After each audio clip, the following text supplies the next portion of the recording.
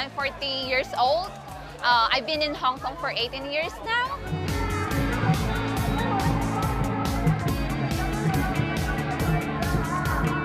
So we started Filipino Dynamo Dragon Boat team last year just for fun, but then the turnout it's very good.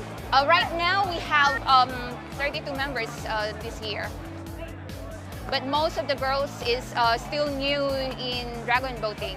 We train 1 to 2 hours or sometimes 3 hours, but 2 sessions. And Sunday, that's the only time that we can train.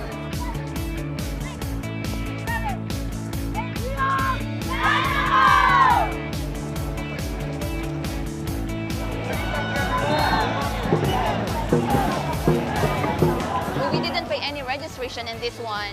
It's free, and we didn't know it's an open race. We thought we're competing against all women's team, and so, but it's still fun. We did great. There is a lot of misconception about the domestic workers, and we're making a big impact in the community.